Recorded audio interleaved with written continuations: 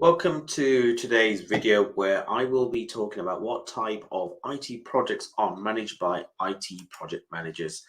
We'll go into a very brief overview as there's a lot to cover and it's such a broad area, but I will cover it as best as I can to give you as much information. So without delay, let's move on. So firstly, the first type of projects which are very common are software development projects. Now, these are either implementing existing software off the shelf or custom software development. There's enterprise software implementation, such as ERP, CRM, or HR systems, or finance systems, or whatever that might be.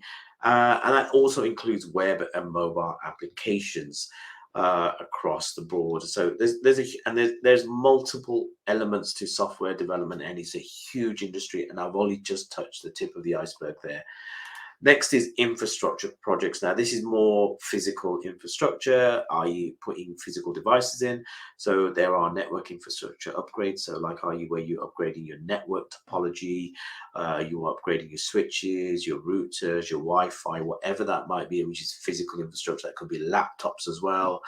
If you used SCCM to deploy with your laptops, making sure the operating system, etc., is all good.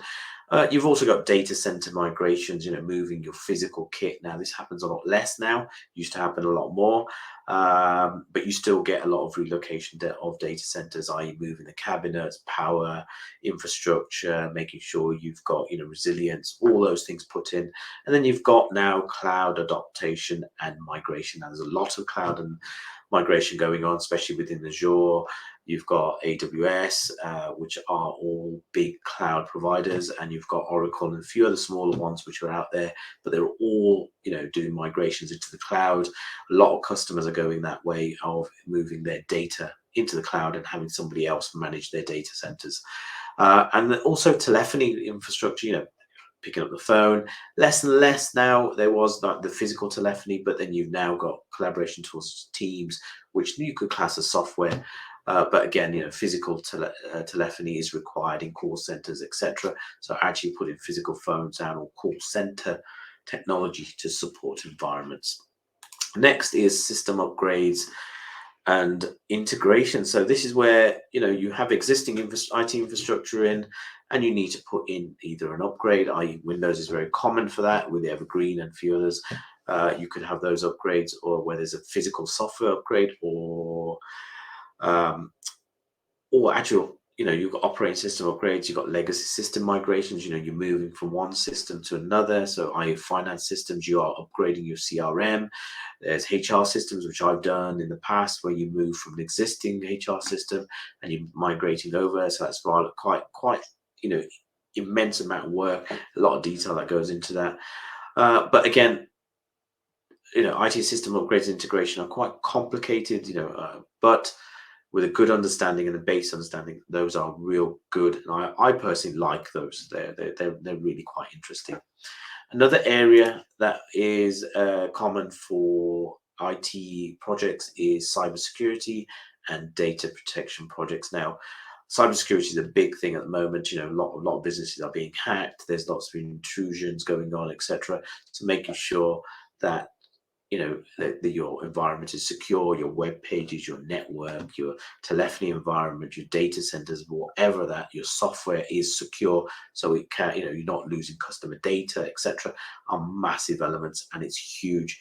Again, that's just one part of making sure your infrastructure or your software delivery is security maintained and has a high level of security implemented and meets certain standards. But then there's also security audits, making sure that you've done penetration testing, you are compliant to any ISO standards, which cover all that thing. And there's also incident responses, so disaster recovery planning here from us. On all these, on data protection, how are you going to manage your recovery?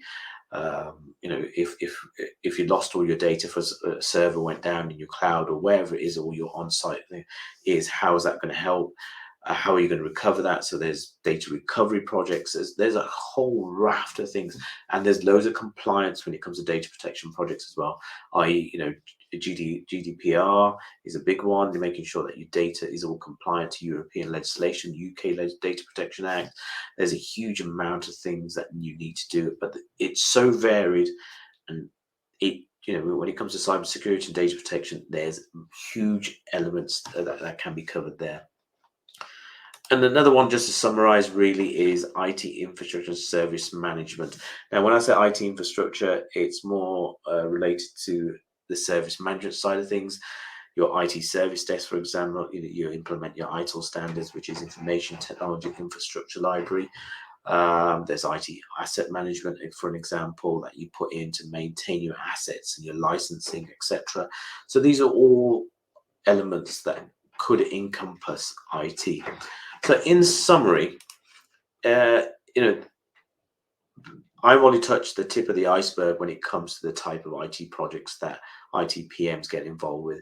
There's a huge amount of stuff, and I've been very lucky that I've been able to do all sorts of things. I've done telephony, I've done network infrastructure, I've done cloud hosting, I've done security, I've done data protection, I've done HR elements, I've done financial, I've done databases.